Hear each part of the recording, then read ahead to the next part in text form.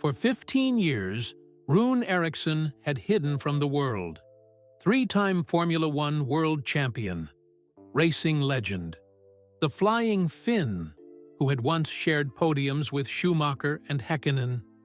Now at 58, he lived alone in his lakeside cabin, near Helsinki, nursing the injuries from the crash that ended his career. Until today. When Rune spots an advertisement for a charity karting event at the very track where he first raced as a child, something stirs inside him.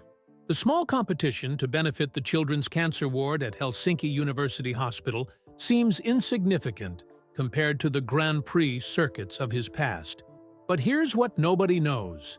The young rising star he's about to meet on that humble kart track shares a connection with him so profound, so unexpected, that it will change both their lives forever. Because sometimes, the most important victories have nothing to do with crossing the finish line first. Rune Eriksson stared out the window of his lakeside cabin. The morning sun sparkled on Lake Tuusula, just outside Helsinki. At 58, his once jet-black hair had faded to silver, and deep lines marked his weathered face. But his ice-blue eyes still held the sharp focus that had once made him the fastest man in motorsport. 15 years. 15 years since he'd gripped a steering wheel in anger. 15 years since the crash at Spa that nearly killed him. Rune limped across the wooden floor to pour his morning coffee. The limp was his daily reminder of that rain-soaked day in Belgium. Turn 15 at Spa-Francorchamps. Blanchiment, a place where brave drivers kept their foot flat on the gas, where the truly special ones separated themselves from the merely good. Doctors had called it a miracle that he survived, much less walked again. 3 broken vertebrae, shattered femur, punctured lung. At 43, it had been the end of his racing career. Enough, Rune muttered to himself in Finnish. No use dwelling on the past. He picked up the local newspaper and settled into his favorite chair, the one with the perfect view of the lake. He flipped through pages of politics and local news until a small advertisement caught his eye. Annual charity kart race at Pippo Circuit. All proceeds benefit Children's Cancer Ward at Helsinki University Hospital. Rune's heart skipped a beat. Pippo, the place where it all began. He closed his eyes and could almost smell the gasoline and rubber, could almost hear his father's voice. Smooth inputs, Rune. Let the cart flow through the corner. He had been 7 years old when he first raced at Pippo, his feet barely reaching the pedals. By 10, he was winning junior championships. By 20, he had left Finland behind for the international racing circuit. And now here was Pippo, calling him home. Rune looked up at his wall, where 3 framed world championship trophies hung alongside photos of his greatest moments. Winning at Monaco in the rain, standing on the podium with Schumacher and Häkkinen, his first championship with Sauber in 2001, followed by back-to-back titles with Williams in 2004 and 2005. Next to these hung photos of his family, his late wife, Karina, who had stood by him through the dangerous early years before cancer took her just after his retirement. His daughter, Elena, now 32 with children of her own. They had been his real victories. The advertisement mentioned the race was next weekend. Before he could think twice, Rune reached for his phone and dialed the number. Pippo Kart Circuit. This is Maja speaking, answered a young woman's voice. Hello, I'd like to register for the charity race, Rune said. Of course, sir. Your name? Eriksson. Rune Eriksson. There was a pause, and Rune waited for the recognition, for the excited gasp, for the Rune Eriksson, the 3-time world champion. Instead, the young woman simply asked, Address and phone number, please? Rune found himself smiling. So, he truly had been forgotten. The racing world moved on quickly. Today's heroes become tomorrow's history. He gave her his information. Experience level? She asked. Rune chuckled to himself. Some, he answered. Mostly a long time ago. The entry fee is 75 euros, all going to the children's ward. You'll need to sign a waiver when you arrive. I understand. Thank you. After hanging up, Rune sat, motionless. What had he just done? His heart pounded in his chest with a feeling he hadn't experienced in years. Nervousness, excitement, fear, perhaps all three. He stood and walked to his closet, pushing aside everyday clothes until he reached the back. There it hung, still in its protective plastic covering, his racing suit. The once bright sponsor patches had faded, and the fireproofs. Material had stiffened with age. Would it even fit anymore? His days of having a personal trainer and strict diet were long behind him. Next to the suit sat his helmet. The custom blue and white design with the Finnish flag had been his trademark. He pulled it out and ran his fingers over the surface, remembering the feeling of putting it on before a race. How the world would narrow to just him and the track ahead. You're being silly, old man, he muttered to himself. It's just a local charity race. But deep down, he knew it was more than that. It was a chance to feel alive again. Rune walked to his desk and pulled out his phone. He needed to call someone who would understand. Someone from the old days. Mikko's garage, answered a gruff voice. Mikko, it's Rune. Rune Eriksson. What trouble? Are you getting into these days, you old speed demon? Mikko had been Rune's first mechanic, back when he was racing karts as a teenager. Now, in his 70s, Mikko still ran the best garage in Helsinki, known for his magical touch with engines. I've done something crazy, Mikko. I've entered the charity race at Pipo next weekend. There was a moment of silence, then a burst of laughter. About time. You've been hiding in that cabin too long. The Rune I knew couldn't stay away from racing forever. The Rune you knew was 15 years younger and didn't have metal pins holding his leg together. Rune replied. Details, details, Mikko dismissed. So, you need me to come look at your kart? I don't have a kart, just signed up to use one of theirs. Those rental things? No, no, no. You can't race in that junk. Come by the shop tomorrow. I have something better. After hanging up, Rune felt a flutter of anxiety. What would people think when they saw him? A has-been trying to recapture his glory days? A old fool risking injury? He looked again at the framed photo of the Children's Hospital, taken after his championship in 2005, when he donated part of his winnings to build a new playroom. The smiles on those sick children's faces had meant more than any trophy. This race wasn't about him. It wasn't about winning or proving anything. It was about those kids. Rune picked up his helmet once more, feeling its familiar weight. For 15 years, he had been hiding. From racing, from life, from the pain of loss, both physical and emotional. Maybe it was time to step back into the light. Time to feel the rush again, even if just for one day. Outside, the wind picked up, sending ripples across Lake Tuusula. Change was coming. Rune Eriksson was going racing one more time. That night, sleep didn't come easily. When Rune finally drifted off, his dreams took him back to Spa-Francorchamps, 2010. The rain had been falling steadily all day. His race engineer's voice crackled in his ear. Box this lap, Rune. Conditions are worsening. No, Dream Rune replied. I'm staying out. I'm faster than them in the wet. He'd been in 4th place, hunting down a podium finish. Just 3 more laps. He could do it. The car ahead sent up a wall of spray as they entered Blanchimont at over 180 miles per hour. For a split second, Rune lost sight of the track. When visibility returned, he was already sliding. The barrier rushed toward him.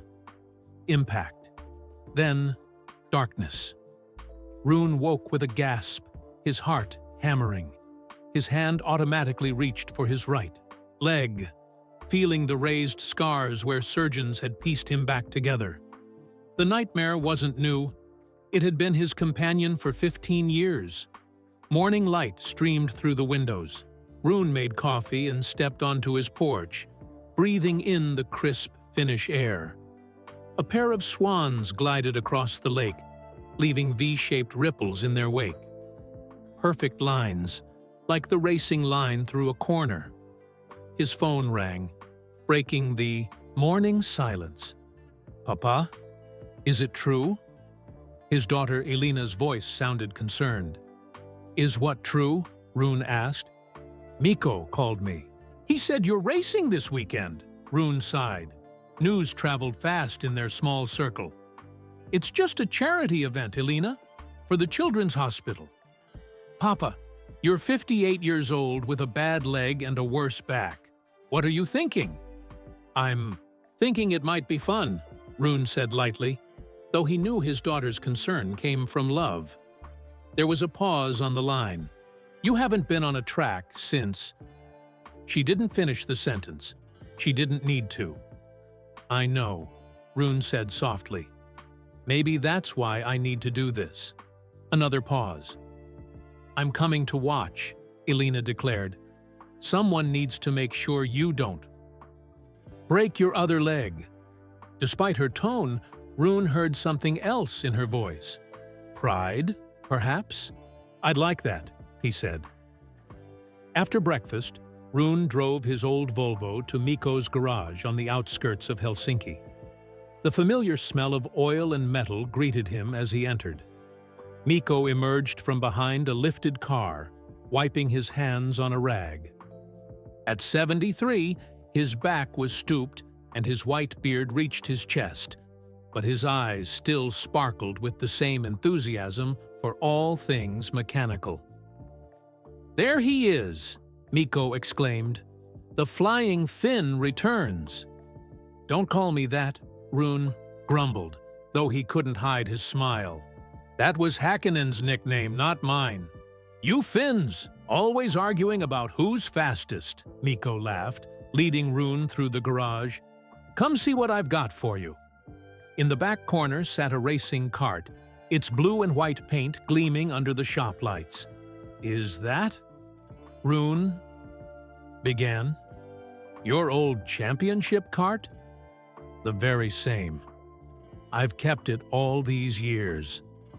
Rune ran his hand along the frame. This was the cart he'd driven to 3 national championships before moving up to cars.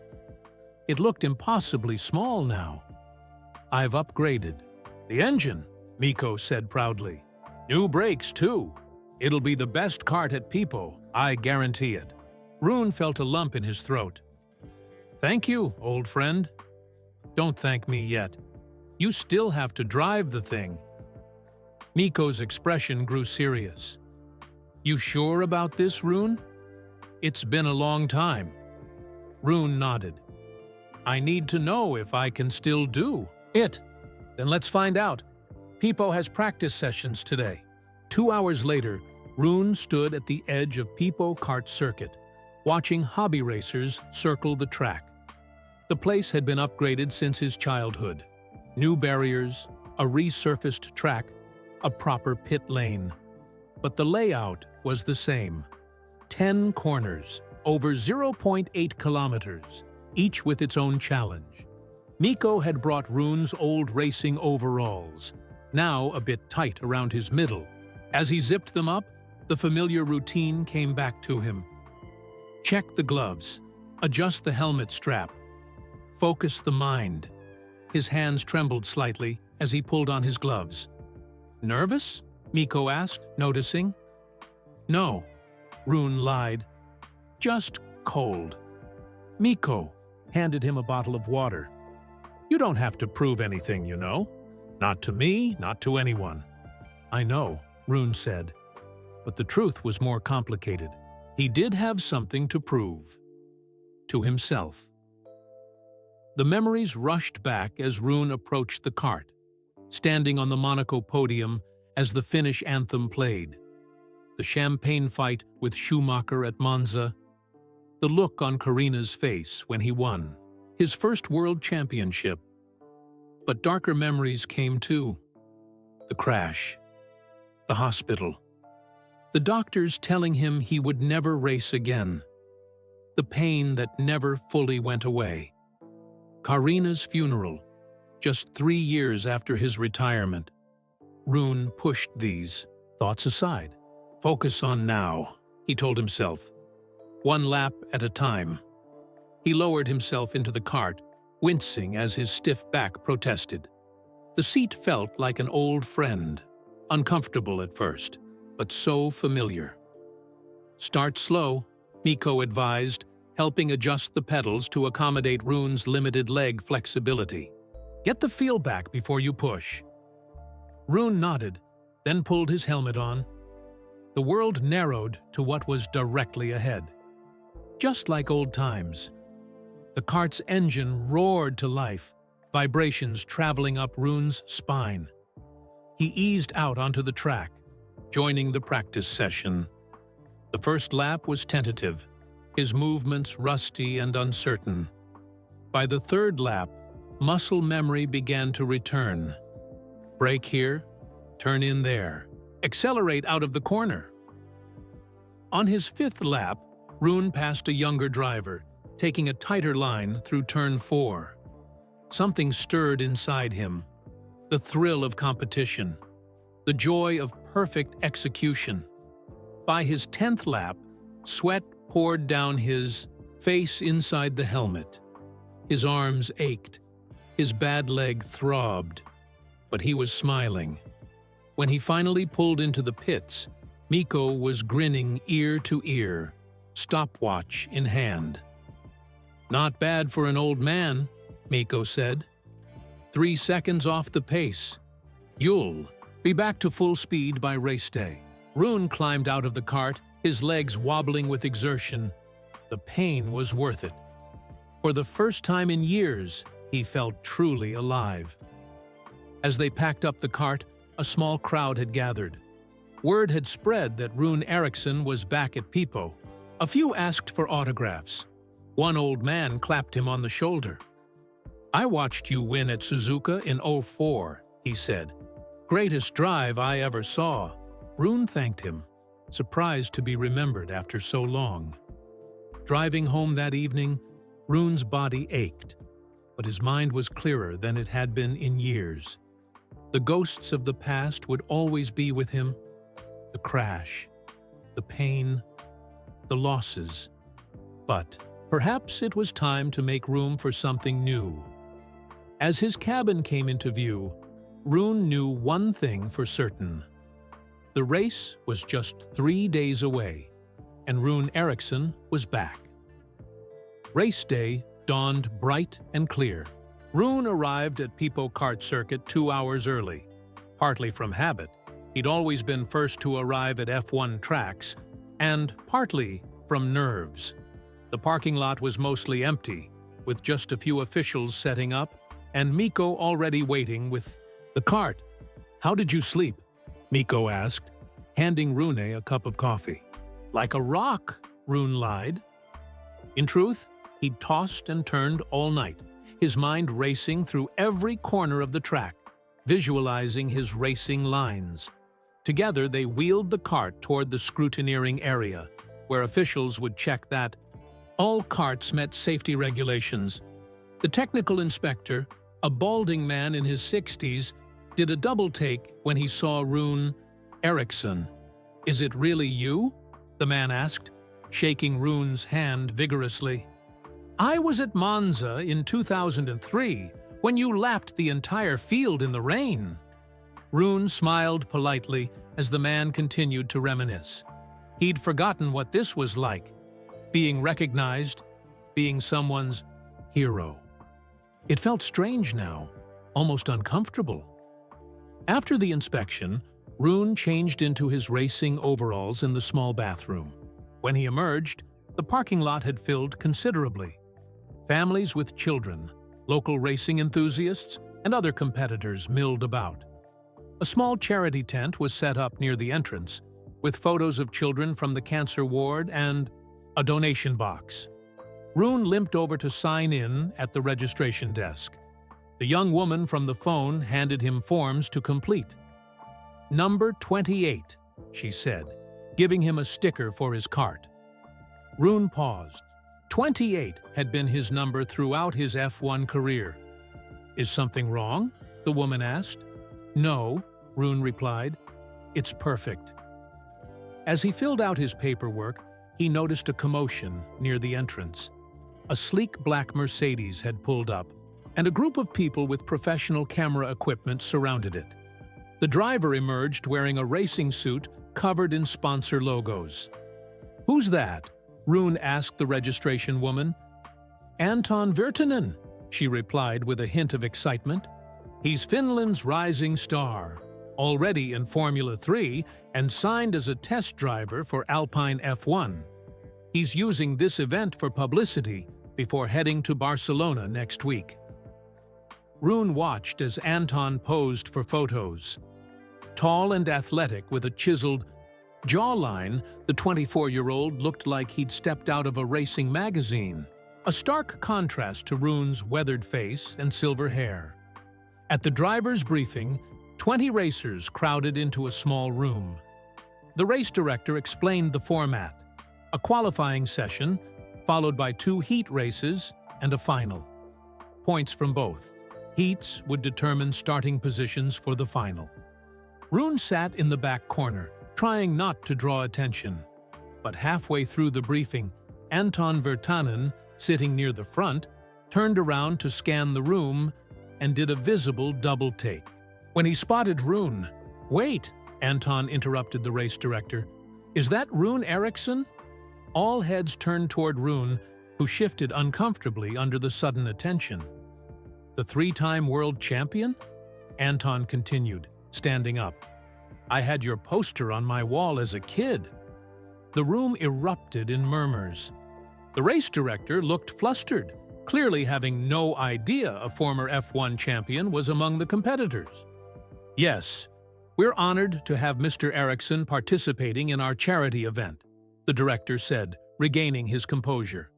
"Now, as I was saying about the racing rules." After the briefing, competitors filed out to prepare their karts. Anton made a beeline for Rune. "I can't believe you're here," Anton said, extending his hand. "It's an honor to meet you, sir."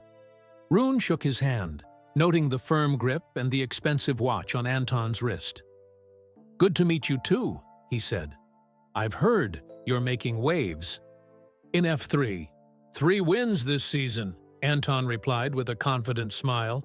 "Alpine wants me testing their F1 car next month." Rune nodded. He remembered that feeling, being young and on the rise, success seemingly guaranteed. "What brings you to a small charity race?" Rune asked.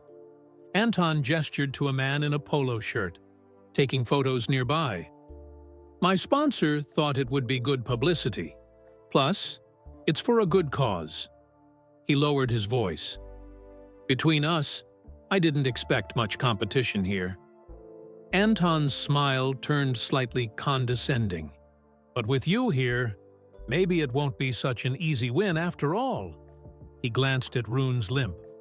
"Although karts are different from what you're used to. Don't worry, I'll go easy on you, old man." Before Rune could respond, Anton was called away. By his entourage, Mikko appeared at Rune's side. "What did the Wonder Boy want?" Mikko asked. "To remind me I'm old," Rune replied with a wry smile. As the qualifying session approached, more spectators arrived. What had been advertised as a small local event now had a buzz about it.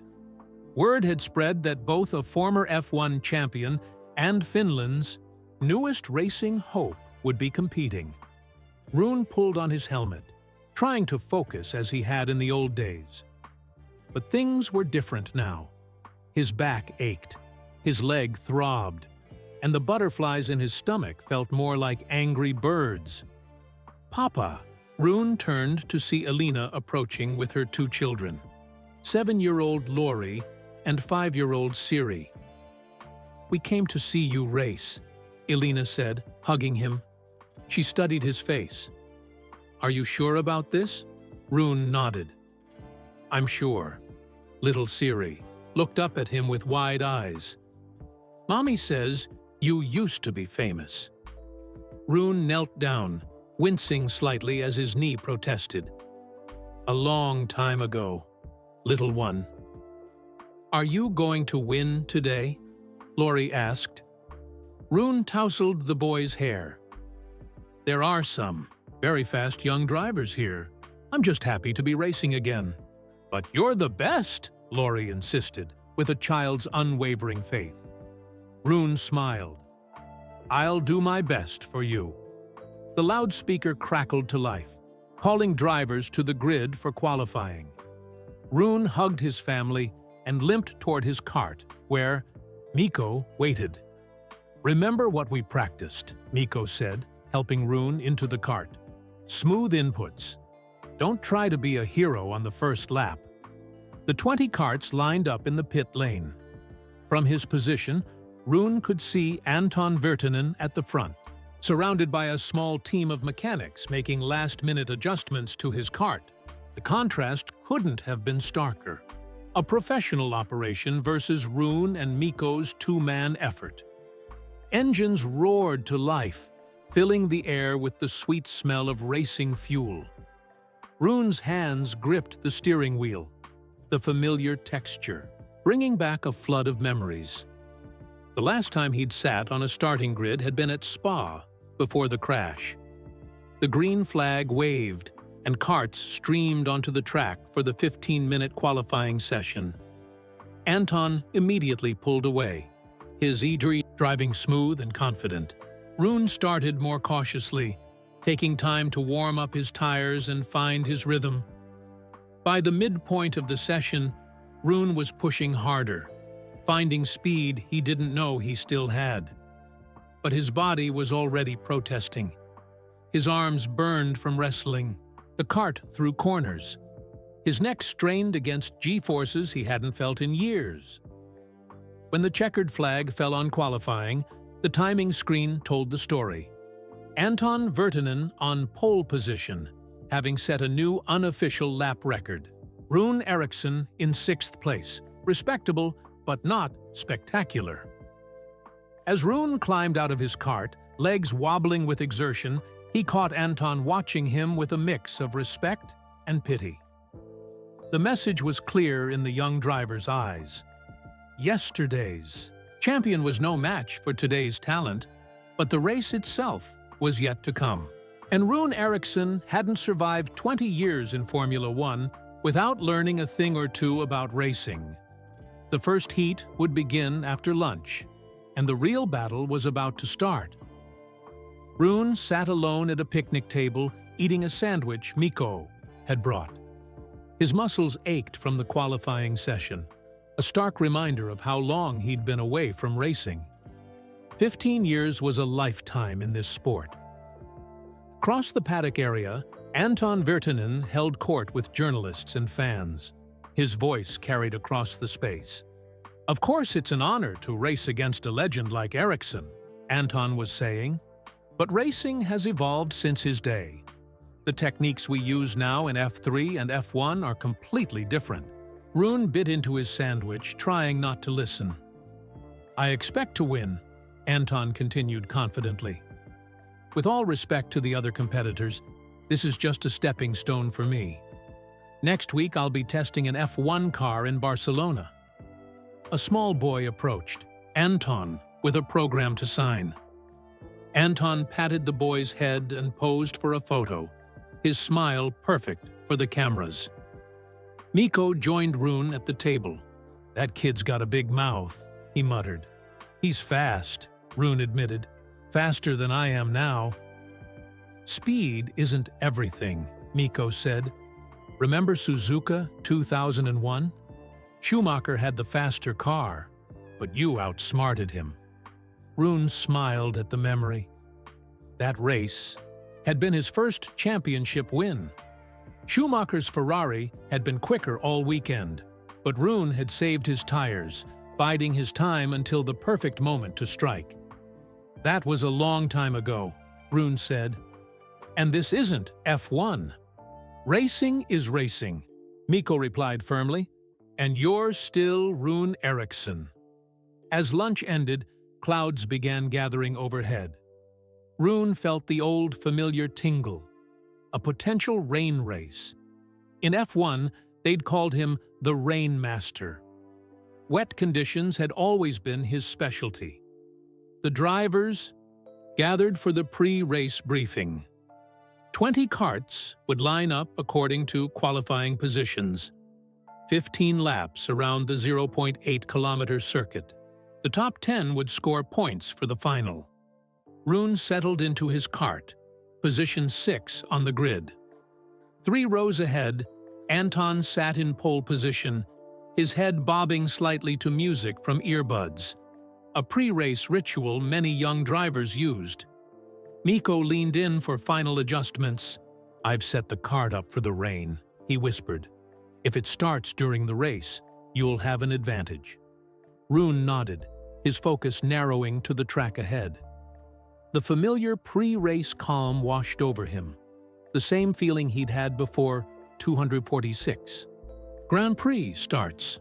The world outside faded away. No pain, no doubts. Just the next corner, the next overtake, the next challenge. The green flag waved. 20 engines roared in unison as karts launched forward. Anton pulled away cleanly while chaos erupted in the midfield. 2 karts collided in turn 1, forcing Rune to take evasive action. He dropped to 8th by lap 3. Anton had built a commanding lead. Rune battled through traffic, his lines smoother than the hobby racers around him, but his lack of practice showing in small mistakes. His arms burned with fatigue. His bad leg ached as it worked the pedals. On lap 5, the first raindrops fell. Light at first, then steadier. Most drivers slowed immediately, cautious on the increasingly slick surface. But Rune felt a surge of confidence. This was his weather. He began picking off competitors one by one. 7th became 6th, then 5th. His decades of experience shone through in how he adapted to the changing conditions, finding grip where others found none. By lap 10, Rune had fought his way to 3rd place. Ahead, he could see Anton still leading but struggling slightly in the rain. 2nd place was held by a local hobby racer named Jari Mäkinen, who was surprisingly quick. Then disaster struck. Coming through turn 7, Rune's right leg seized, with a painful cramp. He missed the braking point for turn 8, sliding wide onto the grass. By the time he recovered, he'd fallen back to 5th place. The pain was intense, shooting from his old injury up through his hip. But Rune gritted his teeth and continued. 3 more laps. He could endure 3 more laps. Rain now fell steadily, creating small rivers across the track. Karts ahead slid and fought for control. Rune stayed calm, using every trick he'd learned in decades of wet weather racing. Brake earlier. Gentle inputs. Find the grip. By the final lap, he had clawed back to 4th position. Anton took the checkered flag first, with Jari Mäkinen 2nd, and a teenage local champion named Leena Koskinen in 3rd. Rune crossed the line 4th, his chest heaving with exertion. As he pulled into the pits, Rune could barely lift himself from the cart. Mikko had to help him out. His leg throbbed with pain, and his racing suit was soaked with both rain and sweat. "Fourth," Mikko said proudly. "Not bad for an old man." Rune managed a tired smile. Not good enough. Elena rushed over with a towel and a concerned look. "Papa, you're pushing too hard. Your leg?" "I'm fine," Rune insisted, though he winced as he put weight on his right leg. Across the pit lane, Anton was already giving interviews, his race suit somehow still looking pristine despite the rain. "The conditions were challenging," Anton was saying, "but nothing I haven't handled before in F3. The second heat should be even better for me if the rain continues." Rune limped to a covered area where an official results sheet had been posted. The Ionic points from Heat 1 would determine starting positions for Heat 2, which would take place in an hour. Anton led with 25 points, followed by Hari with 18, Lena with 15, and Rune with 12. As he studied the results, Rune became aware of someone standing beside him. It was Anton. "Good drive, Mr. Eriksson," Anton said, his tone polite but with an EBTD edge of condescension. "That move on Nieminen in turn 4 was pretty impressive. For someone your age." Rune said nothing, just nodded. Anton lowered his voice. "Look, no hard feelings if you want to sit out the second heat. No one would blame you after that leg injury. Has-beens should know when to stay retired." Without waiting for a response, Anton walked away, leaving Rune standing in the rain, his leg throbbing and his pride wounded. But something had awakened inside Rune Eriksson, something he thought had died in that crash at Spa 15 years ago. The hunger, the competitive fire, the refusal to be beaten. The second heat was an hour away, and Rune had no intention of sitting it out. In the small medical tent set up for the event, a volunteer nurse wrapped an ice pack around Rune's throbbing leg. "You should rest this," she advised, securing the bandage.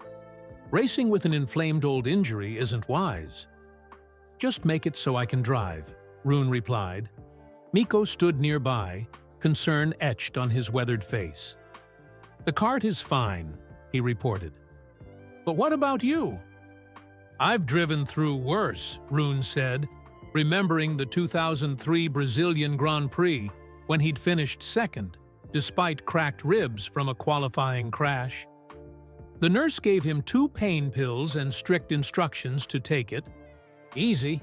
Rune nodded politely, with no intention of following her advice. As he limped back to the pit area, the rain had stopped, but dark clouds still loomed. The track's surface was drying in patches, the most challenging condition of all. Some turns would have grip, others would be treacherously slick. Elena intercepted him, her face tight with worry. "2 of your competitors have dropped out because of the conditions," she said. "You've made your point, Papa. You don't need to keep racing." Rune looked past her to where his grandchildren watched from behind the barrier, their eyes wide with excitement. What would that teach them? He asked quietly. To give up when things get difficult? Elena sighed, recognizing the stubborn set of her father's jaw. At least promise you'll be careful. Rune squeezed her hand. Always. For the second heat, Rune would start in 4th position based on his finish in Heat 1. His leg felt better, with the ice and medication, but he knew the relief was temporary. 15 more laps would push him to his limit. As drivers prepared for the second heat, the crowd had grown considerably. Word had spread about the retired F1 champion's return to racing. Local news crews had arrived, and the charity tent was busier than ever. Rune took a moment to visit the charity display. Photos of children from the cancer ward lined a board, each with a name and age. One picture showed a 7-year-old boy named Matty sitting in a hospital bed, proudly holding a toy race car. The caption read, "Dreams of becoming a racing driver." Something shifted in Rune's perspective as he studied the boy's determined smile. His own pain seemed trivial by comparison. This wasn't about him or his pride. It was about something bigger. When the call came for drivers to take their positions, Rune felt a new sense of purpose. His body might be fighting him, but his mind was clear. From fourth on the grid, Rune could see Anton's blue helmet 3 karts ahead. The young driver radiated confidence, adjusting his gloves with practiced nonchalance. The green flag dropped, and 20 karts launched forward once again. This time, Rune got a better start, immediately challenging for 3rd place into the first corner. But as he turned in, his kart slid on a damp patch. He corrected quickly, but lost momentum. By lap 3, Rune had fallen to 6th place. His hands were already developing blisters, unused to the constant vibration of the kart. Every bump sent shock waves through his injured leg. Ahead, Anton was engaged in a fierce battle with Jari Makinen for the lead. The 2 karts ran side by side through multiple corners, neither driver willing to yield. Their duel was allowing the pack to catch up. Rune fought to maintain focus as pain clouded his concentration. A mistake, in turn, 7 dropped him to 7th. His reactions were slowing as fatigue set in. The years away from racing were taking their toll. By mid-race, the physical strain was overwhelming. Rune's vision blurred momentarily as he entered the fastest corner on the track. He lifted off the throttle slightly, a survival instinct he would never have heeded in his prime.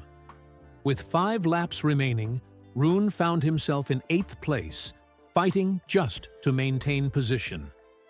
The gap to the leaders had grown insurmountable. His dream of challenging Anton seemed foolish now. Somewhere in the crowd, Rune caught a glimpse of Elena's worried face as he passed the main straight. Beside her, little Laurie waved a Finnish flag excitedly, unaware of his grandfather's struggle. Gritting his teeth, Rune pushed through the pain. Not for victory now, that was beyond reach, but to finish with dignity, to show his grandchildren what it meant to persevere. When the checkered flag finally waved, Anton Virtanen took the win after Hari spun on the final lap.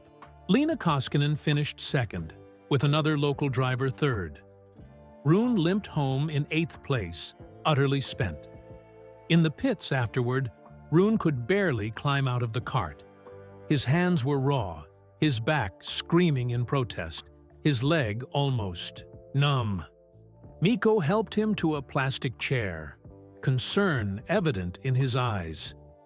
"You pushed too hard," Mikko said, offering a bottle of water. Rune couldn't argue. He had reached his physical limit. Elena rushed over with the children. "That's enough, Papa," she said firmly. "You're not doing the final race."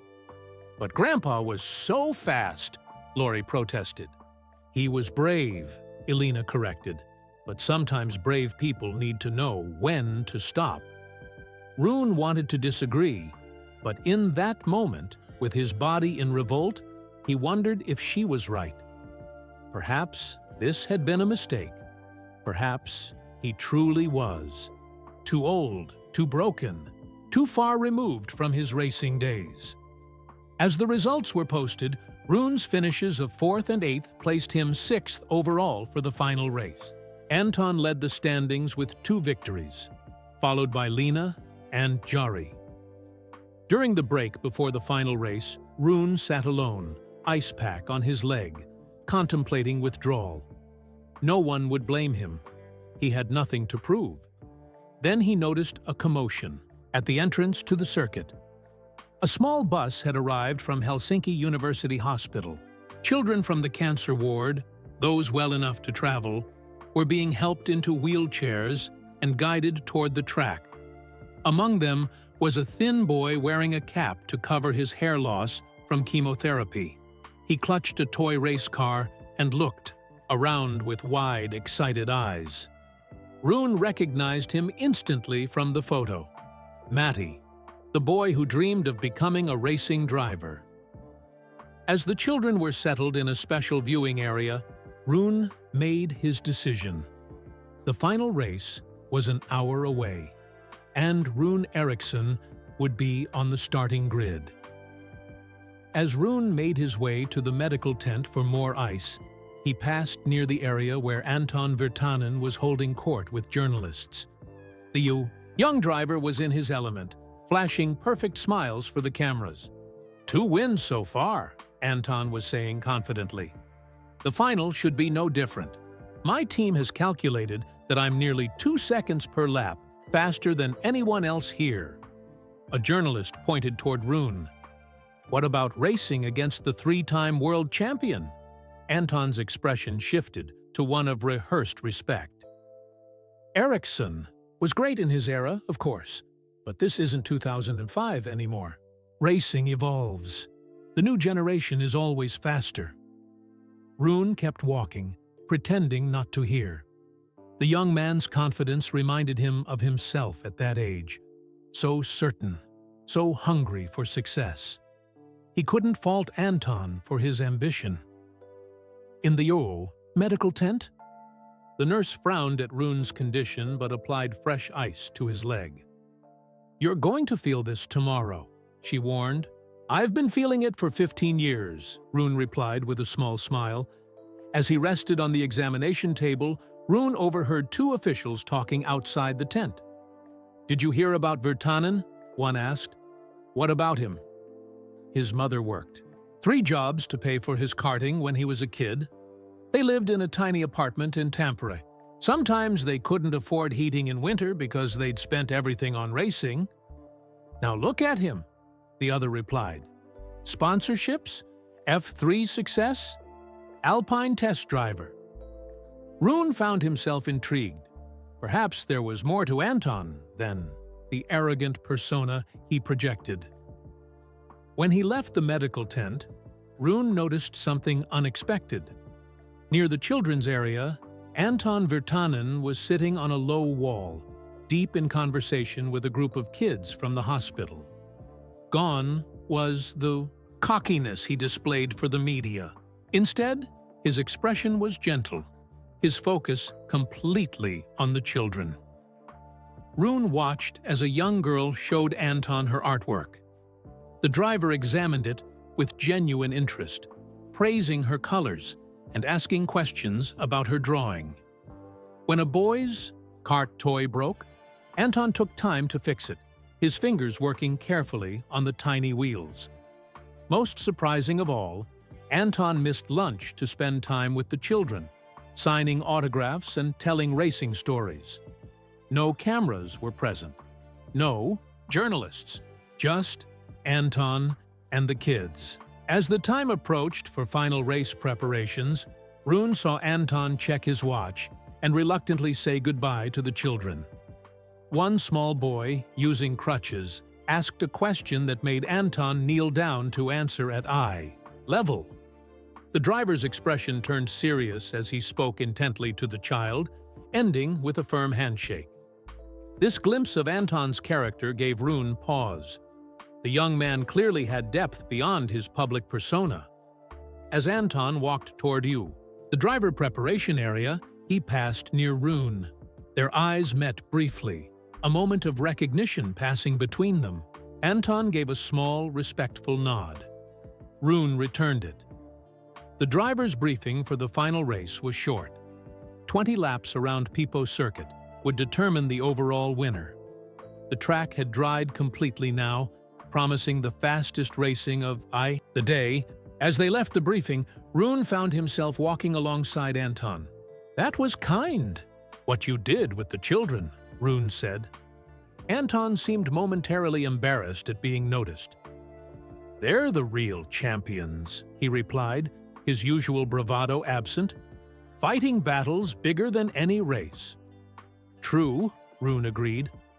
Antony hesitated, then added, "That boy Matty asked me if getting chemotherapy hurt more than crashing a race car."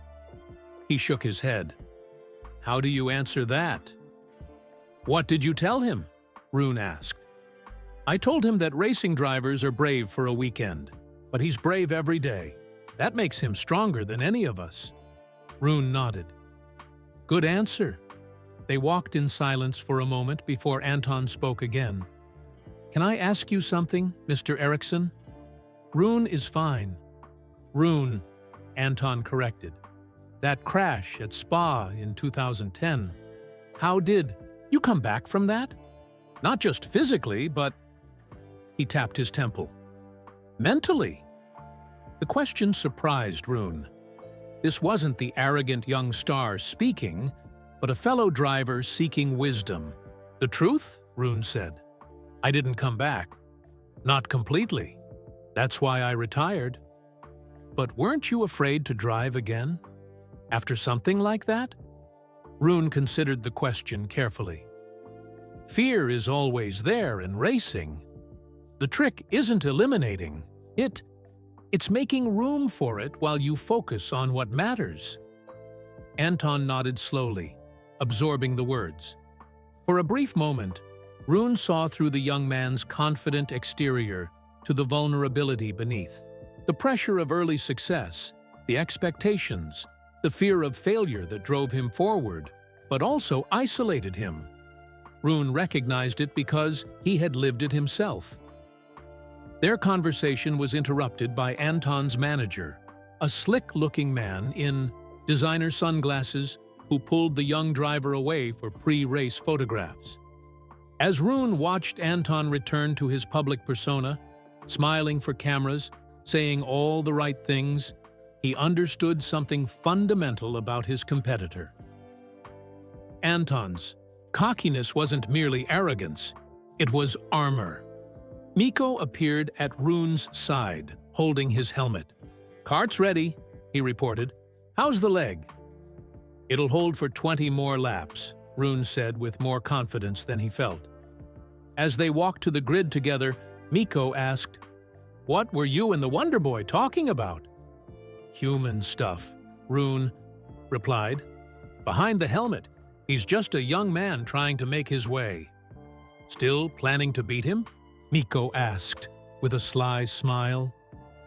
Rune gazed across the track to where his grandchildren waved excitedly from behind the barrier.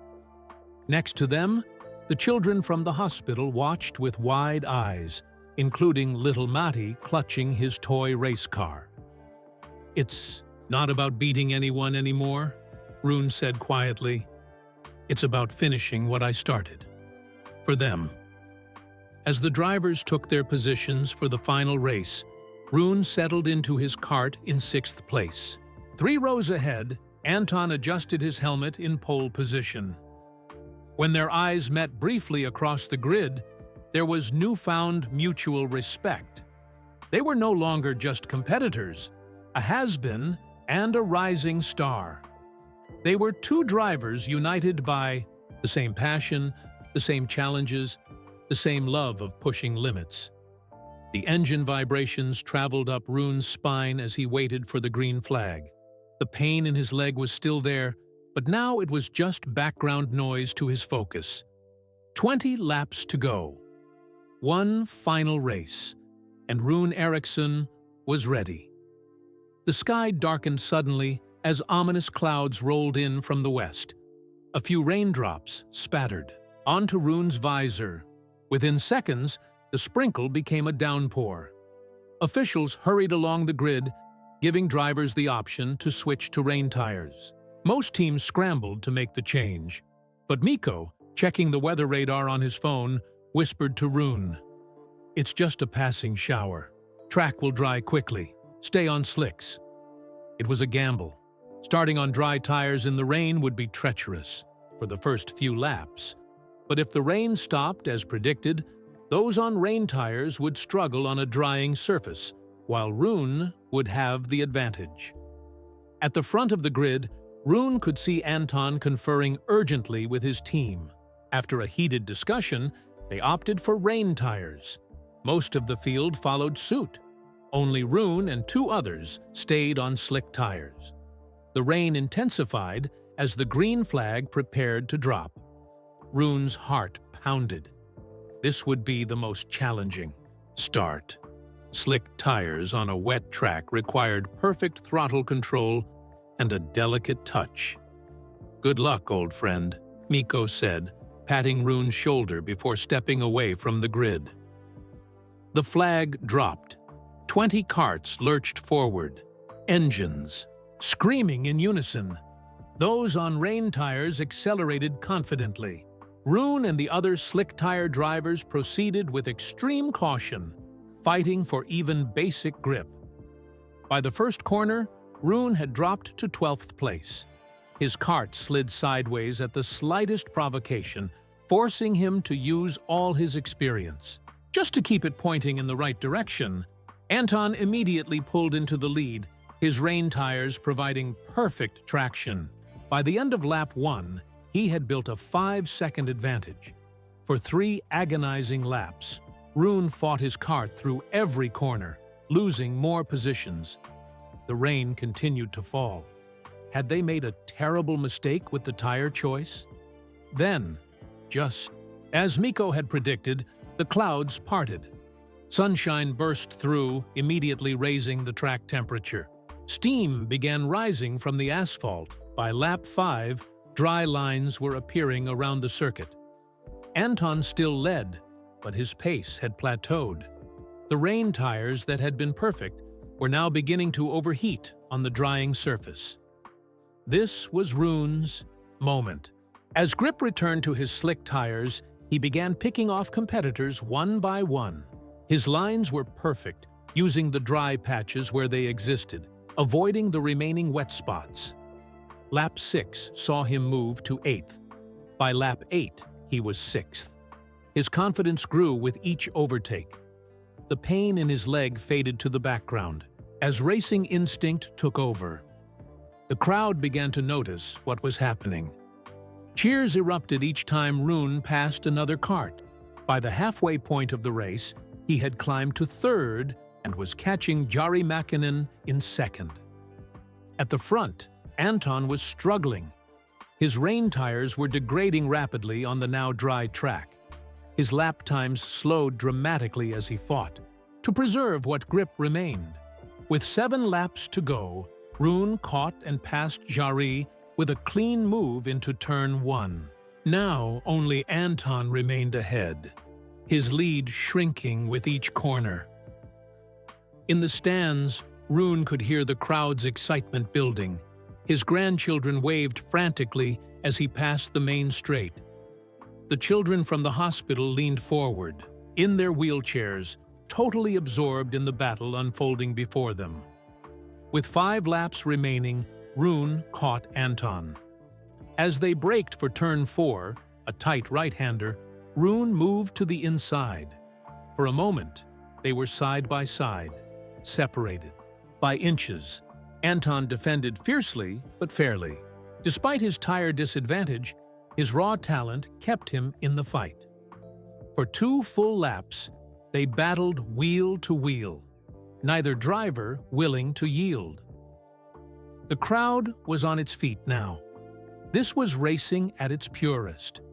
Experience versus youth, strategy versus speed, the past versus the future. With 3 laps to go, Rune finally made the move stick. A perfect exit from the hairpin gave him better acceleration, and he edged ahead into the next corner. Anton tried to respond, but his worn rain tires had nothing left to give. Rune took the lead with 2.5 laps remaining. As he crossed the start-finish line to begin the penultimate lap, something caught Rune's eye. Little Matty, the boy, with the toy race car, was standing on his crutches, waving excitedly.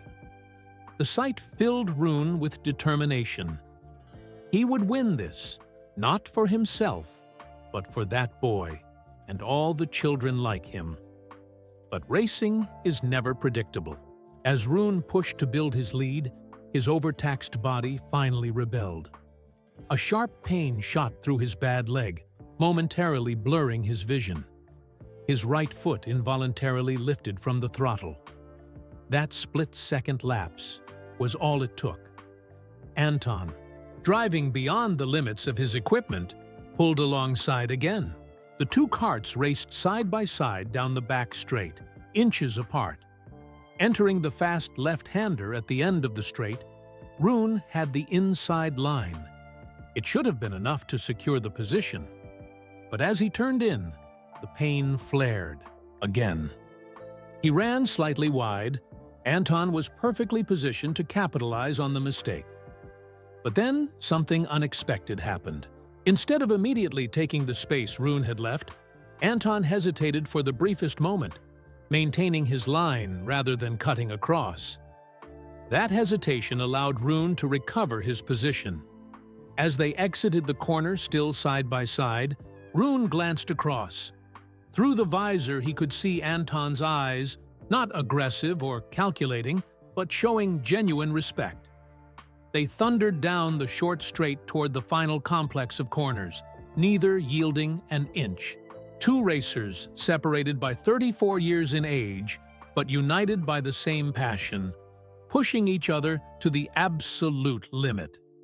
In the final corner before the start-finish straight, Anton's rain tires finally surrendered completely.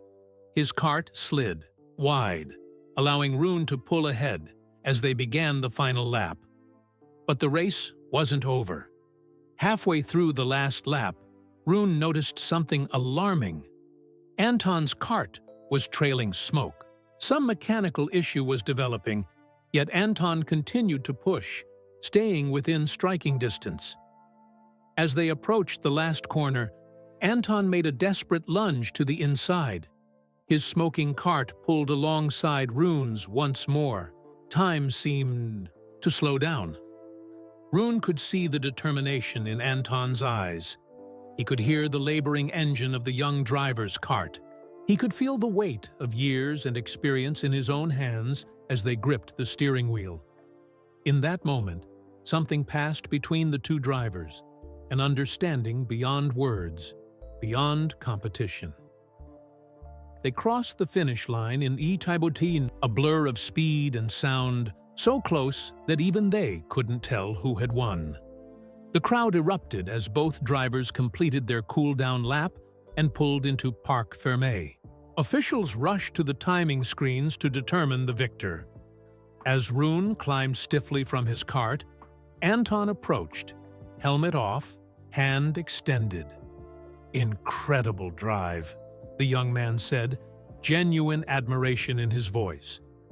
"I've never been pushed like that before." Rune shook his hand. "You have a great future ahead of you." Around them, officials and spectators gathered as the race director announced the result over the loudspeaker. After review of the photo finish, the winner by 0.07 seconds is Anton Virtanen. Anton looked almost guilty as cheers erupted. He leaned close to Rune and whispered something that nobody else could hear. Whatever he said made Rune nod slowly, a strange expression crossing his face.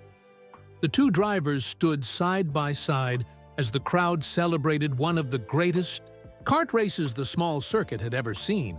Youth had prevailed by the narrowest of margins, but as they walked together toward the podium, both knew that something more significant than a mere victory had been achieved that day. The podium ceremony was simple by Formula One standards. No champagne, no elaborate trophies, just 3 wooden plaques and bottles of sparkling water for the children's event. Anton stood on the top step, with Rune second and Jari Mäkinen third. As they sprayed water at each other, cameras flashed and the small crowd cheered. Rune couldn't help but smile. How long had it been since he'd stood on a podium? 15 years. Felt like another lifetime. When the celebration ended, reporters swarmed around them. Most questions went to Anton, asking about his victory and upcoming F1 test. But one journalist turned to Rune. Does it hurt to lose by such a small margin after coming so close?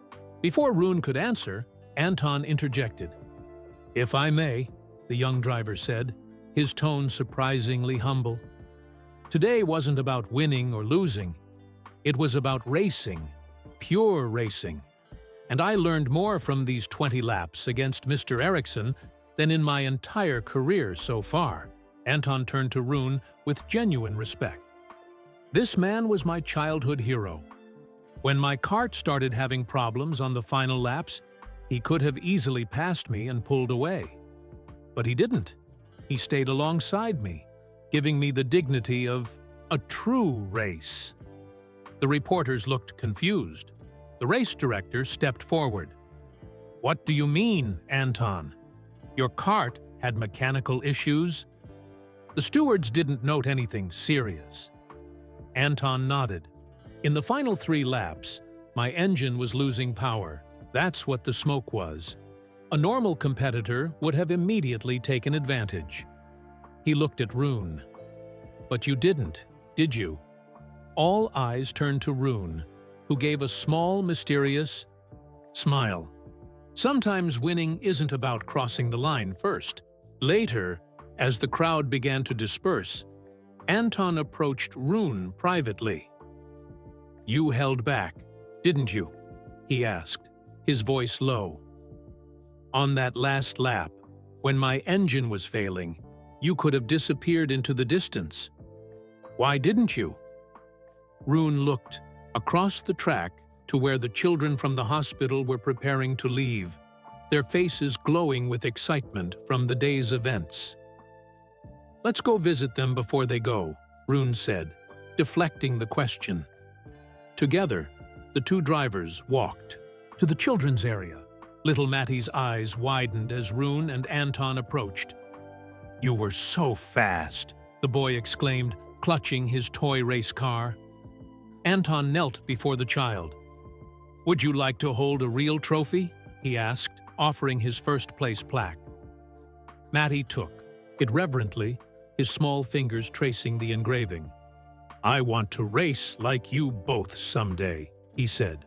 You will, Rune assured him, though he knew the boy's battle with cancer made such dreams uncertain. As they spent time with the children, signing autographs and telling racing stories, Rune noticed how naturally Anton interacted with them. There was no trace of the arrogant persona he showed to the media. Here, he was simply himself, a young man who genuinely cared. When it was time for the children to return to the hospital, Anton made a surprise announcement to the event organizers. I'm donating my entire next race purse to the children's cancer ward, he declared. And I'd like to arrange monthly visits to the hospital if that's permitted. The announcement earned him genuine applause, not for his racing skill, but for his heart. As the small bus from the hospital pulled away, Anton turned to Rune, his earlier question still burning in his eyes. You never answered me. Why didn't you pass me when you could have? Rune sighed. Walk with me. They strolled along the edge of the now empty track as the sunset painted the sky in brilliant oranges and pinks. Rune moved slowly, his legs stiff after the exertion of the day. When I was racing in F1, Rune began, winning was everything. Second place meant first loser. I pushed myself and my car beyond limits, risked everything for points and podiums. He paused. And then, one day at Spa, I pushed too far. Anton listened intently as Rune continued. After the crash, lying in that hospital bed, I realized something. Racing had given me everything: fame, money, adoration. But it had also taken things: time with my family, moments I couldn't get back. Rune's voice grew softer. When my wife died of cancer 3 years after my retirement, I realized how many precious days I'd missed chasing trophies. They completed a full lap of the track in silence before Rune spoke again. Today, when I saw you fighting to save your failing cart, keeping it on the racing line through sheer skill and determination, I saw myself at your age. That hunger, that refusal to yield even 1 inch. Rune smiled. And I decided that you deserve to win. Anton shook his head. But that's not racing. We compete to win. There are different kinds of victories, Rune replied. Today, seeing those children's faces, especially Matty's, that was worth more than any trophy. Anton fell silent, processing Rune's words. Finally, he spoke. I've won a lot of races, but today felt different somehow. They had returned to the pit area, now mostly deserted as teams packed up their equipment. Only a few officials remained, along with Mikko and Elina waiting patiently for Rune. I have a request, Anton said suddenly. After I test the F1 car next week, would you consider giving me some coaching, especially for wet conditions? Rune raised an eyebrow. The rising star wants advice from a has-been? Anton flushed. I'm sorry about saying that. It was for the cameras. My manager says controversy generates sponsorship interest. I understand the game, Rune assured him. And yes, I'd be happy to share what I know. As they shook hands, one of the race officials approached, carrying a large envelope. Mr. Eriksson, this was left for you earlier today. The instructions said to give it to you after the race, whatever the outcome. Rune took the envelope, puzzled. His name was handwritten on the front in elegant script. Do you mind? He asked Anton, who nodded for him to open it. Inside was a letter on simple stationery. As Rune began to read, his expression changed from curiosity to shock. His hands began to tremble. What is it? Anton asked, concerned by Rune's reaction. Rune looked up, his eyes filled with emotion. It's from your mother.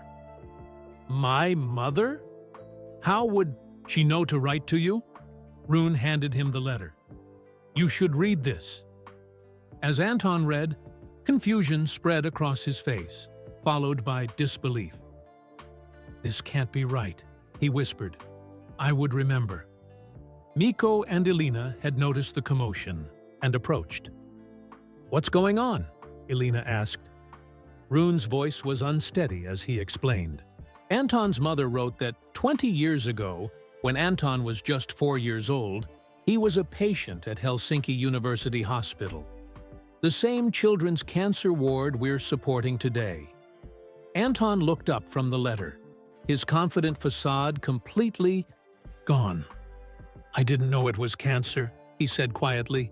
My mother always told me I was sick as a child, but not the details. I have these scars, but... His voice trailed off. Rune continued.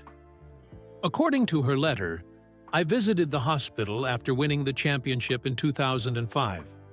I spent time with the children, including a 4-year-old boy named Anton. The significance of this revelation hung in the air between them.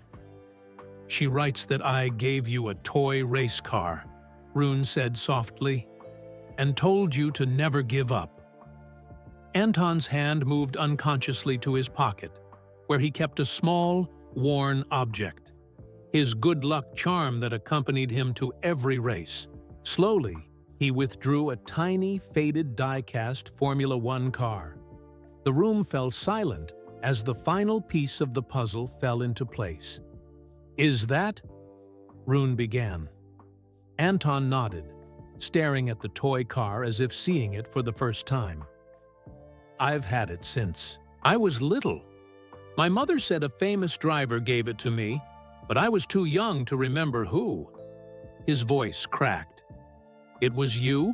The setting sun cast long shadows across the track as two racers, separated by generations but connected by an invisible thread of fate, stood face to face, brought together by a simple charity kart race, and a 2-decade-old act of kindness that had come full circle.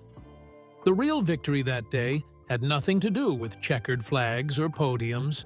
It was something far more precious, something that no trophy could ever represent. And as day faded into evening at Pipo Circuit, one question remained unasked, its answer still to be revealed. As Anton stared at the tiny, worn race car, in his palm, his mother's letter clutched in his other hand, a race official approached. "Excuse me, but we need to clear the facility soon," he said, apologetic for interrupting the moment. Miko stepped forward. "There's a small restaurant near my garage. Why don't we all go there to talk?" 30 minutes later, they sat around a wooden table in the corner of Kari's Cafe, a cozy establishment decorated with motorsport memorabilia. Anton's manager had been politely but firmly told this was a private matter, and he waited outside. In the Mercedes, Anton's mother, Lisa Virtanen, had been called and was driving from Helsinki to join them. In the meantime, Anton read portions of her letter aloud. "My dear Rune," he read, his voice unsteady. "You won't remember me, but we met briefly in 2005 when you visited the Children's Cancer Ward at Helsinki University Hospital. I was the mother who couldn't stop crying when you spent an hour with my 4-year-old son." Anton paused, swallowing hard before continuing. The doctors had given him 3 months to live. Stage 4 neuroblastoma, they called it. Too advanced for a child so young. I had lost all hope until that day when you sat by his bed, gave him your toy race car, and told him to never give up, because champions fight hardest when the race seems lost. Rune remembered now, not the specific child, but the visit itself. It had been just after winning his 3rd championship. His team had arranged the hospital visit as a publicity opportunity, but it had affected him deeply. "My son took your words to heart," Anton continued reading. "Through the pain of chemotherapy, through the radiation that burned his skin, through the surgeries and the countless nights in hospital beds, he never gave up. The doctors called his recovery a miracle. I called it determination." Elena wiped tears from her eyes as Anton read on. "I never told him the full story of his illness. I wanted him to live without the shadow of cancer defining him. But I supported his dream of racing, even when it meant working 3 jobs and going without heat in winter. Because racing wasn't just a sport to him, it was his life force." Anton's voice broke. He handed the letter to Rune, unable to continue. Rune picked up where Anton had left off. "When I saw your name on the entry list for this charity race, I knew it was time for the truth to be told. Whether you remember him or not, whether you speak to each other or not, you should know that the boy you encouraged is now the man racing beside you. And whatever happens on that track today, you've already given him the greatest victory of all, the chance to live his dream." Silence fell over the table. Rune folded the letter carefully and handed it back to Anton. "I had no idea," Anton said quietly, "about any of it." "Your mother wanted to protect you," Elena said gently, "to let you be defined by your future, not your past." Anton turned the small toy car over in his hands. It was a scale model of a blue and white Williams, Rune's championship car from 2005. "I've carried this to every race," Anton said. "From my first kart competition to F3. I thought it was just a good luck charm. I never knew." The cafe door opened, and a woman in her late 40s entered. Though simply dressed in jeans and a sweater, she carried herself with quiet dignity. Her eyes found Anton immediately. "Mom," Anton said, standing. Lisa Virtanen embraced her son, then turned to face Rune. "You haven't changed as much as I expected," she said with a small smile. "You remember me?" Rune asked, surprised. "How could I forget the man who saved my son's life?" "I didn't save him," Rune protested. The medical team treated his cancer," Lisa interrupted.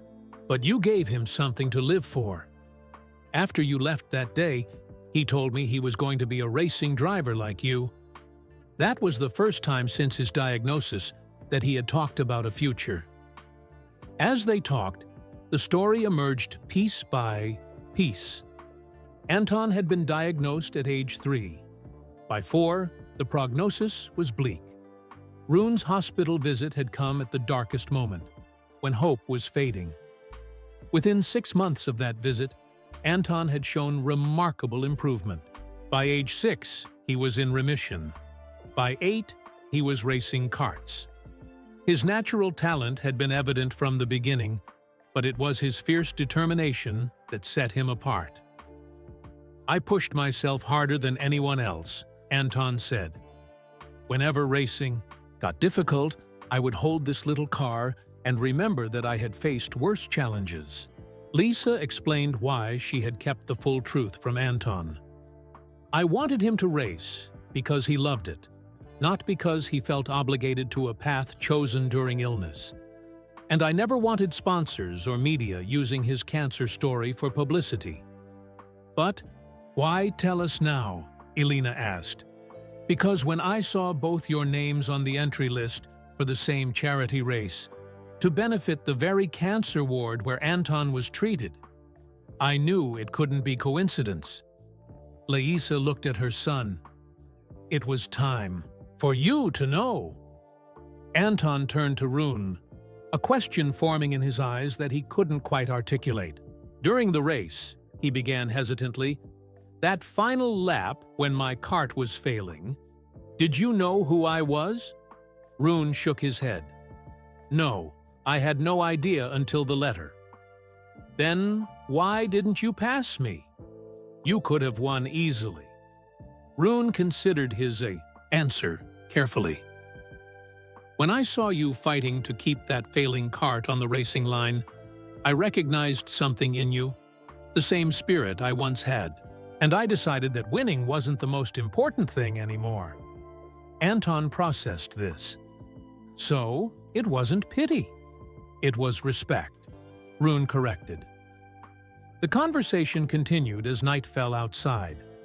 Two racers from different generations, connected by fate and a small toy car, shared stories of races won and lost, of challenges overcome, of dreams pursued. As the cafe prepared to close, Anton asked the question that had been building all evening. "What happens now?" Lisa squeezed her son's hand. "That's up to you two." Anton looked at Rune. "You offered to coach me earlier. Does that still stand?" "Of course," Rune replied. "But only if you stop calling me old man." The tension broke as laughter filled the small cafe. As they prepared to leave, Rune noticed Anton staring at the toy car once more. "Keep it," Rune said. "It seems to have brought you luck so far." Anton shook his head and held out the small car. "I think you should have it back. I don't need luck anymore. I have something better now." "What's that?" Rune asked. Anton smiled. "A mentor, if you'll accept a stubborn young driver as your student."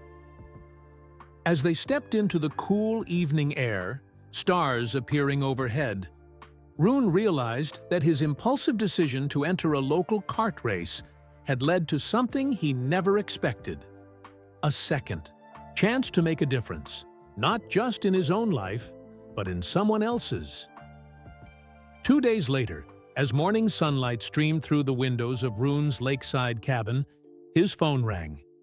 It was time for the next chapter to begin. "Alpine wants me to come early," Anton said over the phone.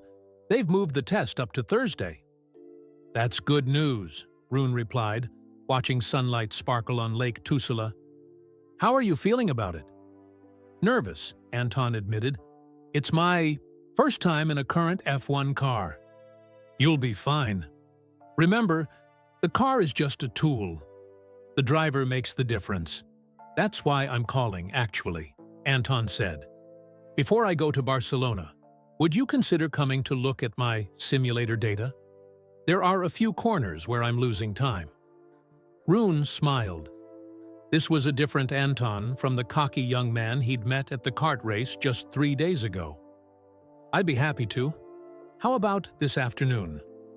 4 hours later, Rune parked his Volvo outside a modern building in Helsinki's tech district.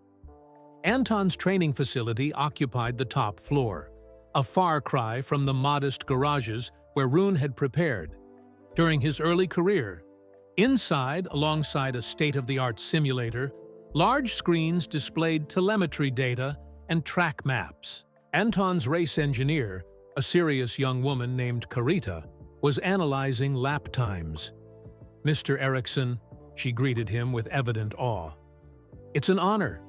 Your wet race at Suzuka 2001 is why I became an engineer." Anton emerged from another room. "Don't inflate his ego too much," he joked, though his own respect for Rune was obvious in his eyes. They spent the afternoon analyzing Anton's driving technique. Rune pointed out small adjustments that could find precious tenths of a second. Braking. A meter later here, taking a different line there. Anton absorbed every word. "I've had coaches before," Anton confessed during a break, "but no one sees things like you do." "Experience," Rune said simply. "When you've made every mistake possible, over 20 years in F1, you learn what works." As evening approached, Anton's manager arrived, bringing news that several journalists wanted interviews about the upcoming F1 test. "They're also asking about the kart race," the manager said. "Your victory is getting attention. We should leverage this for sponsorship." Anton exchanged a glance with Rune. "Tell them I'll do interviews on one condition. Part of each interview discusses the Children's Cancer Charity." The manager frowned. "Sponsors want to hear about racing, not sick kids." "Then I'm not interested," Anton said firmly. After the manager left, Rune nodded approvingly. "You're learning that some victories happen off the track?" "I had a good teacher," Anton replied. The next morning, they visited Helsinki University Hospital together. The children's cancer ward had been transformed since Rune's visit 20 years ago. Brighter colors, better equipment, private rooms with comfortable beds. But the faces of the children still showed the same mixture of fear, courage, and hope. Matty, the boy from the race with the toy car, was there for treatment. His face lit up when he saw the two drivers enter. "You came," he exclaimed, trying to sit up straighter in his bed. "We promised, didn't we?" Anton said, sitting on the edge of the bed. Champions keep their promises. They spent hours with the children, signing autographs, telling racing stories, and playing racing games on the ward's game console. Rune noticed how natural Anton was with them. No trace of the media personality, just genuine connection. During lunch in the hospital cafeteria, Anton grew thoughtful. "I've been coming here for 6 months," he admitted. "Ever since I made it to F3. "Your mother never told me," Rune said, surprised. "She doesn't know. I didn't tell her because I wasn't ready to explain why it mattered so much to me." Anton stirred his coffee. "I knew I was sick as a child. I have the scars, but I thought it was just hospital stays, as my mother called it. I didn't know it was cancer, or that it was here." "What made you start visiting then?" "Something always drew me to this place. I would drive past and feel something. So one day I came in and offered to visit the kids." Anton shrugged. "It felt right." Rune nodded. Some connections transcend conscious memory. Later that afternoon, they returned to Pipo Circuit for a special event. The race director had organized a small ceremony to present the charity with the proceeds from the race. Local media were present, along with many of the children well enough to leave the hospital. The race director approached the microphone set, up near the finish line. Ladies and gentlemen, it is my great pleasure to announce that our charity kart race raised over 30,000 euros for the Children's Cancer Ward. Applause erupted from the small crowd. But that's not all, the director continued. Thanks to additional donations inspired by the incredible race between Anton Virtanen and Rune Eriksson, including Anton's generous pledge of his next race purse, the total has reached 100,000 euros. More applause, louder this time. Rune glanced at Anton, who stood tall beside him, a far cry from the arrogant young man who had arrived in a flashy Mercedes just days ago. The hospital director accepted the ceremonial check, tears in her eyes. "This will fund our new playroom and therapy space," she announced. "A place where our children can find joy during their treatments." As the ceremony concluded, Anton was swarmed by journalists eager for quotes about his upcoming F1 test. Rune stepped back, letting the young driver have his moment. A reporter noticed Rune and approached. "Mr. Eriksson, there's a rumor you could have won that race but chose not to. Is that true?" Rune smiled. "Ask Anton. It's his story to tell." As if on cue, Anton's voice rose above the others. "I need to clarify something about the race," he said, silencing the reporters. "Everyone's calling me the winner, but that's not the full story." The journalists leaned in, sensing a headline. "During those final laps, my kart developed a serious problem. The engine was failing. In normal circumstances, Rune Eriksson would have easily passed me and won by seconds." Murmurs spread through the group as Anton continued. "I asked him afterward why he didn't pass me. His answer changed my perspective on what victory really means." Anton looked directly at Rune. "He told me that some wins aren't about crossing the line first." The reporters scribbled frantically as Anton held up his hand. "There's something else you should know, something I only learned after the race." Lisa Virtanen, standing nearby with Mikko and Elina, gave a small nod of permission. 20 years ago, I was a patient in this very cancer ward," Anton revealed. "The doctors had given me months to live. During that time, a Formula One driver visited the hospital after winning his third world championship. Cameras flashed as the journalists began connecting the dots. That driver was Rune Eriksson. He gave me a toy race car and told me to never give up because champions fight hardest when the race seems lost." Anton's voice wavered slightly. "I kept that car with me through every race of my career, never knowing its true significance." The crowd fell silent as Anton turned to Rune. "So you see, I may have crossed the finish line first on Sunday, but the real victory happened 20 years ago, when this man's kindness helped save a 4-year-old boy's life." Later, as the crowd dispersed and the sun began to set over Pipo Circuit, Rune and Anton walked a final lap around the track together. "You didn't have to tell them all that," Rune said. "I wanted to," Anton replied. "Some stories deserve to be told." They stopped at the final corner, where their battle had reached its climax. "Barcelona tomorrow," Rune said. "Your first F1 test. Nervous?" "Less than I was," Anton admitted. "I've faced worse challenges." "You'll do fine," Rune assured him. "Just remember, smooth inputs. Let the car flow through the corner." Anton finished, smiling. "I remember your father's advice from your interview in Racing Times." Rune laughed. "You really were a fan." "Still am," Anton said sincerely. As they completed their lap, Elina waited with her children beside Rune's Volvo. Little Sayuri ran to her grandfather, arms outstretched. "Grandpa, Mommy says you're going to teach Anton to drive fast cars." Rune picked her up, his leg stronger now than it had been in years. "That's right. And maybe someday I'll teach you too." "Will I get to meet the sick children?" she asked innocently. "If you want to," Rune said, surprised by her question. Siri nodded solemnly. "I do. I want to give them toy cars like you did, so they can get better too." Rune hugged his granddaughter tight, unexpected emotion welling up.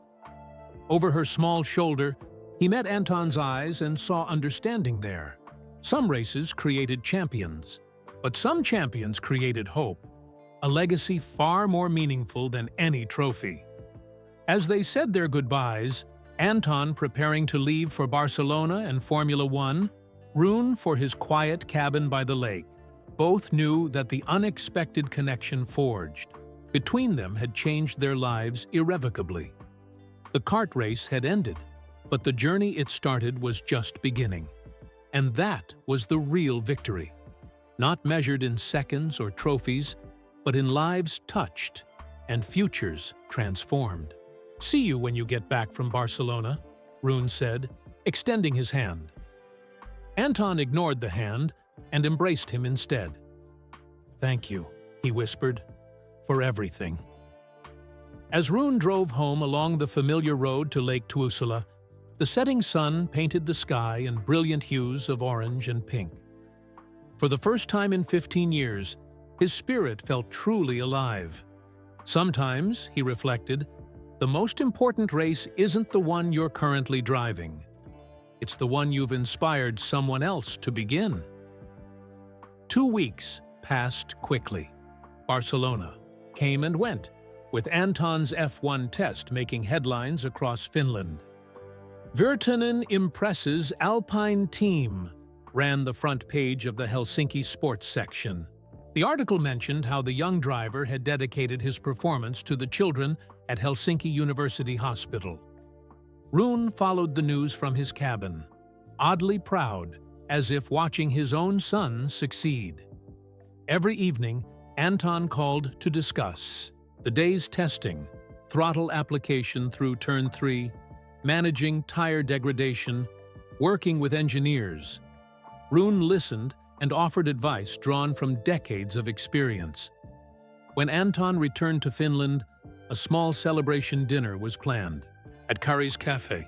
Mikko decorated the place with blue and white balloons, the Finnish national colors. Elina baked a cake shaped like a Formula One car. As guests arrived, Anton's mother Liisa, his manager, now fully supportive of the charity connection, Mikko, Elina, and her children, the atmosphere was festive. Even a few children from the hospital came, including Matti, who proudly showed everyone his improving health. The cafe owner had reserved a private room in the back. In the center of the table stood a small trophy, not from any race, but custom-made by Mikko. 2 karts, side by side, crossing a finish line together. "For both of you," Mikko explained, "for showing us what racing truly means." Dinner was filled with laughter and stories. Anton entertained everyone with tales from the F1 paddock. How nervous he'd been meeting world champions. How the Alpine car felt like a rocket ship with wheels. As dessert was served, the cafe owner appeared with an envelope. "This came for both of you," he said, handing it to Rune. "The courier was very specific, that it should be delivered during your dinner tonight." Rune and Anton exchanged puzzled glances. The envelope was thick, expensive paper with both their names handwritten. On the front, no return address. "Should I open it?" Rune asked. Anton nodded. Together. Inside was an invitation printed on heavy cardstock with the official Formula One logo.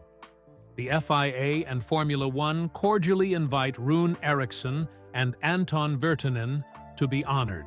Guests at the Finnish Grand Prix at Helsinki Circuit next month. A special pre-race ceremony will recognize your contributions to motorsport and charitable causes. The Finnish Grand Prix? Anton said, confused. There isn't one on the calendar. A handwritten note accompanied the invitation, signed by the FIA president himself. Your story has inspired many. We would like to announce a new addition to next year's F1 calendar, the Finnish Grand Prix, with you both as ambassadors. More importantly, Formula One will partner with children's cancer charities at every race worldwide starting next season.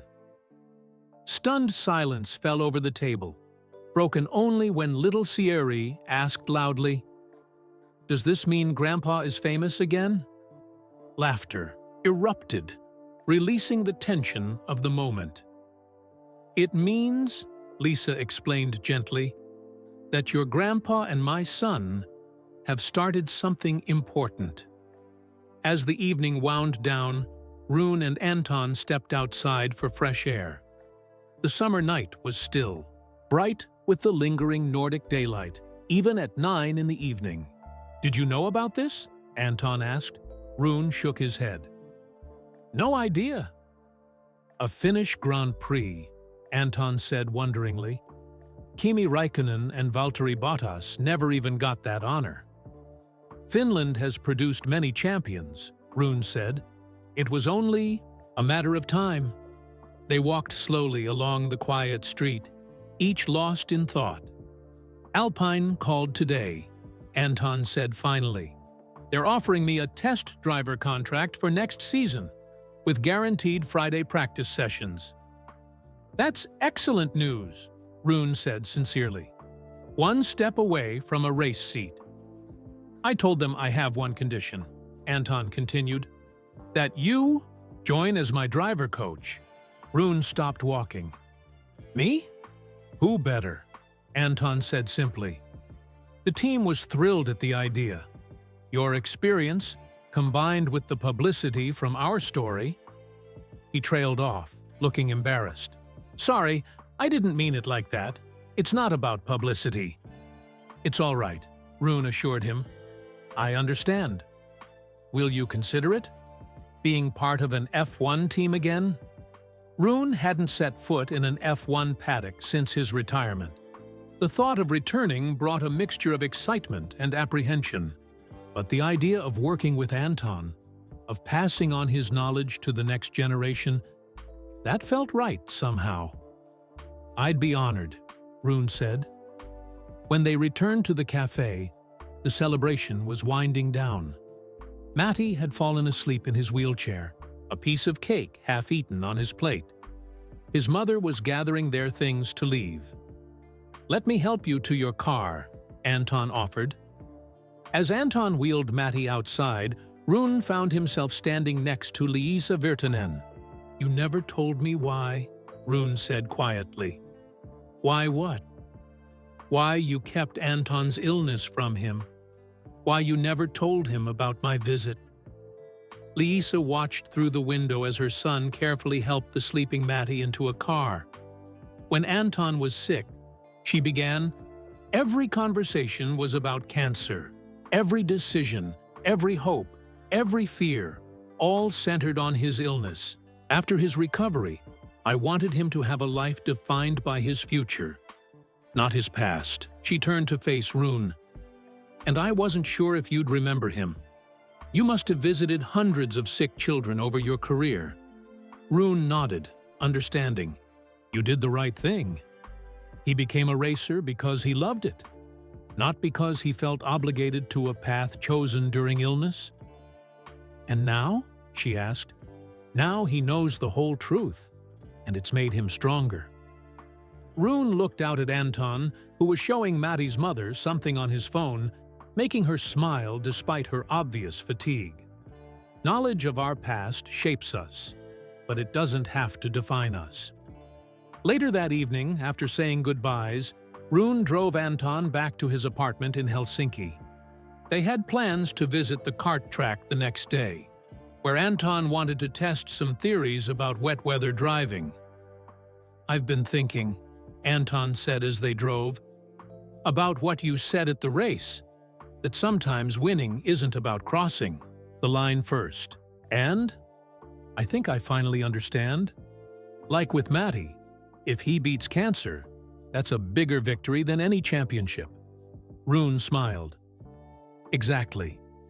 But there's something I still don't understand," Anton continued.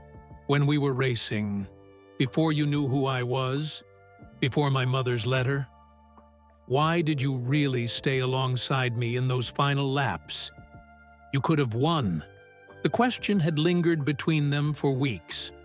Rune drove in silence for a moment, gathering his thoughts. "After my crash at Spa, doctors told me I'd never race again," he finally said. "I proved them wrong by entering that charity race. But during those final laps with you, I realized something important." "What was that?" "That I didn't need to win to prove myself anymore." Rune glanced at Anton.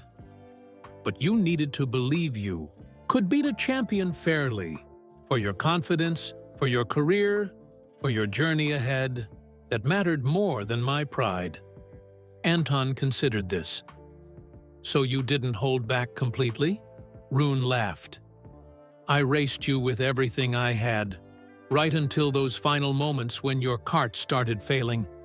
That's when I made my choice." As they pulled up outside Anton's apartment building, a light rain began to fall. Typical Finnish summer weather. Sunshine one moment, showers the next. "One more question," Anton said, hand on the door handle. "If we were to race again, would you make the same choice?" Rune smiled. "Let's find out. Pipo Circuit tomorrow morning. Rain tires." Anton's face lit up with the challenge. "You're on, old man." "What did I say about calling me that?" They both laughed, the competitive spirit that defined them still very much alive.